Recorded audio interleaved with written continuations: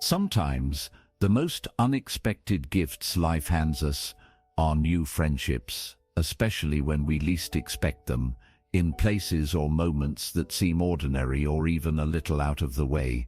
If you found yourself reflecting on how the shape of your relationships has changed as the years have unfolded, you're certainly not alone. Perhaps you've treasured decades-old bonds, mourned the loss of dear companions, and found your circle shifting in ways that are both poignant and yet occasionally promising. At this stage of life, you possess a kind of wisdom that's impossible to fake, the kind that settles into your bones after years spent listening, caring, mending fences, and occasionally letting go. While society sometimes whispers the myth that making friends is only for the young, experience tells a different story. Friendships don't run out with age, they simply change color, becoming deeper, more textured, and sometimes arriving at your doorstep from the most surprising places. Today, let's talk about discovering new friends in unlikely places. Not just acquaintances, but true connections, friends you might never have met if you hadn't been open to a little serendipity. Let's walk through some key insights together, and perhaps by the end you'll be reminded, or convinced, that the world still holds unfamiliar faces waiting to become familiar. The first insight is that shared interests are often hiding in plain sight. You know, it's easy to assume you know all about your own neighborhood after living there so long, but sometimes the familiar can surprise you. For instance, attending a weekend local history talk at the library or joining a gardening club can uncover neighbors or fellow lifelong learners you never realized shared your passion for stories or roses. Think of Mrs. Simmons, who hesitated to volunteer at the shelter down the street, believing she might be out of place, but discovered a friendship with Lila, who also started volunteering after retirement. Each thought the other was a regular, and soon they were sharing recipes as well as shifts. This approach isn't about chasing novelty for its own sake. It's about letting your steady interests guide you towards connection. If the thought of large group events sounds exhausting now, try something smaller, a chess game in the park, a book swap, or even walking your dog on a new route. These occasions often attract people who value the same steady-paced joys. What about you? Have any of your best friendships started with something you love? A hobby, a cause, a small routine? The action step here is gentle. Consider one interest that still brings you pleasure and look for a practical local space to share it, even once a month. If venturing further isn't easy these days, you can also participate in online communities for your age group, centered around your favorite pastimes. Second, intergenerational friendships can add layers of color to our lives. Sometimes, our hearts grow younger by spending time with younger people, whether that's grandchildren, neighbors' kids, or the young teller at your favorite bank branch, who always stops for a friendly word. These relationships don't have to take the same shape as friendships of old. While you may not be exchanging hour-long phone calls or meeting up for Sunday brunch every week, sometimes mutual respect and kindness blossom into something meaningful. Here's a simple example. Two men, John and Pete, found themselves at the same coffee shop each morning. John, in his 70s, loved sharing stories about classic cars, while Pete, in his 20s, was restoring his first vintage Ford. At first, conversation was just comments about the weather. Over time, trade magazines were passed back and forth. 10 years on, their coffee meetups are a fixture neither would miss. The benefit reaches both parties. For you, the world feels a little broader and the routine a bit more lively. For them, they gain a window into decades of history, humor, and advice. To open this door for yourself, try striking up conversation with someone who reminds you of your younger self, perhaps at the gym or your local cafe. You could offer a small compliment or reminisce about something you both notice, a song on the radio, a newspaper headline. Now let's pause here briefly. If you get value from what we have presented, please like and subscribe to help us grow our channel, Ageless Soul. A third insight is the quiet power of volunteering. After retirement or when children are raising children of their own, some report feeling adrift, missing the responsibilities that once filled each day. Volunteering, whether formal or informal, reignites a sense of contribution and frequently introduces us to others on a similar path.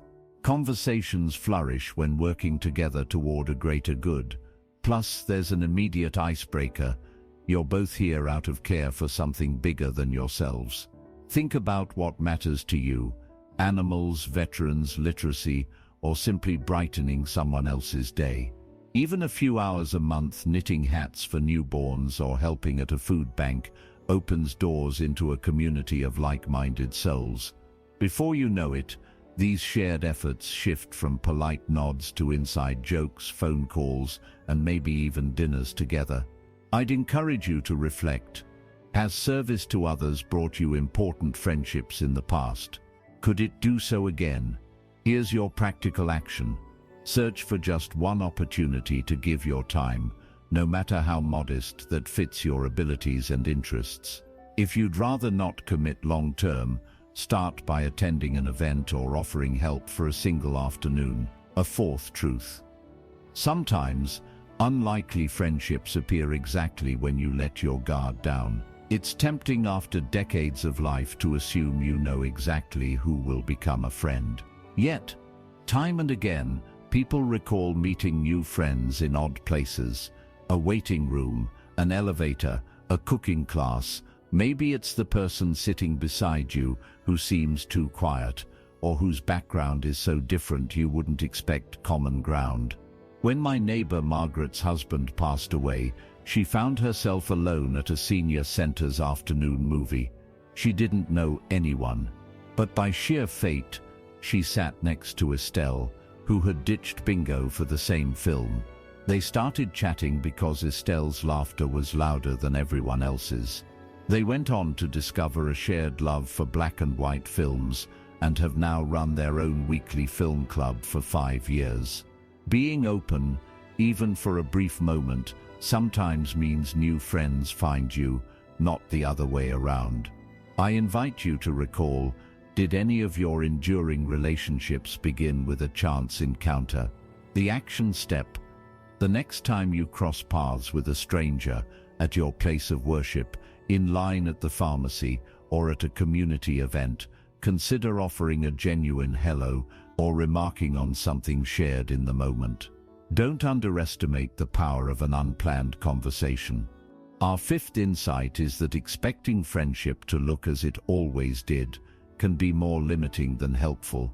The good news is that as we grow, our capacity for acceptance and appreciation often expands. Friendships might not involve late nights out or hours on the phone anymore, but they can still bring laughter, warmth, and meaning. Take, for example, friends who keep up by texting short jokes, mailing handwritten notes, or sharing holiday recipes through email. Some meet up just for short walks or to watch daytime TV together. The glue is the same: kindness, a bit of understanding, and shared experience.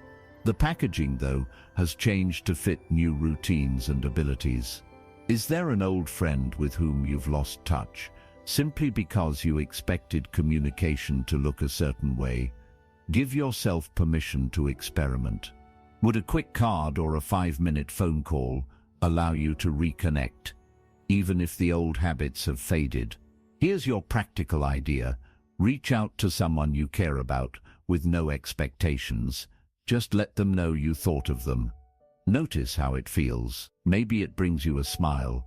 Maybe it plants a seed for something more. Sixth, technology, while sometimes daunting, can be a bridge, not a barrier. It's easy to feel the world is moving too quickly, but today's tools aren't reserved just for the young. Many older adults are discovering new friendships through online forums, faith communities, social media, and even games like online Scrabble or Bridge. The magic here is that the connection is less about mastering technology and more about finding common ground. Let's say you love classic rock. There are countless online groups sharing memories, songs, and recommendations. Or maybe you enjoy genealogy. There are message boards where people swap stories, answer questions, and help one another build family trees. In both cases, friendships sometimes spin out from group posts to phone calls to occasional meetups. If technology feels overwhelming, remember you don't have to learn everything at once. Perhaps you pick one platform, a group on Facebook, a Zoom call with an old friend, or a message board for a favorite pastime. Ask a grandchild, neighbor, or librarian to walk you through the basics, or look for a class specifically for seniors at your library or community center. It's simply another way to widen your circle. Our seventh and final insight: being yourself, unfiltered, with all your well-earned quirks and wisdom, attracts the sort of friends who truly belong in your life now. It's tempting, when meeting new people, to play a role: the entertainer, the listener, the peacemaker. Those patterns may have served a purpose in times past, but in this chapter, there's freedom in showing up as you are. The friends who appreciate your stories, your humor, and your occasional complaints about TV commercials, they bring ease. This authenticity draws people who are genuinely compatible, sparing everyone the old dance of pretending. When you let others see your real self, there's relief on both sides. You're both searching for real connection, not perfection. So reflect on when you felt most at ease with new people. Was it when you tried hard to impress, or when you were simply yourself? A simple idea for action: in your next conversation, resist the urge to hold back your perspective or soften your opinions out of habit. If you love polka music, say so. If you check the weather more than most, admit it. The spark of real friendship is often ignited by a small, unexpected detail you reveal. Finding new friends, especially in places you didn't expect, is not about starting over, but about recognizing that your great depth of life gives you much to share and also much left to discover. Each new friend is not only a reflection of what you have in common, but also a reminder that the world is always offering you new gifts, as long as you keep your eyes, ears, and heart open. If hearing these ideas today has sparked a memory, or you have a story of unlikely friendship, join our community in the comments below. Your experience is a gift, and you never know, your story could be exactly what someone else needs to read today. And if you find value in these conversations, like and subscribe to help us grow Ageless Soul. We're building a place where wisdom meets warmth, because the world could always use more of both. Your lifetime of relationships and the lessons they've woven through your days are treasures. And as you continue to walk forward, remember, new companions can and do still appear, adding laughter, comfort, inspiration, and sometimes even wonder to every season. Honor your openness. It's your secret ingredient. Thanks for watching. Tap that like button and subscribe if this brought you joy today. We're growing thanks to wonderful folks like you, wishing you a peaceful day wrapped in warmth and love.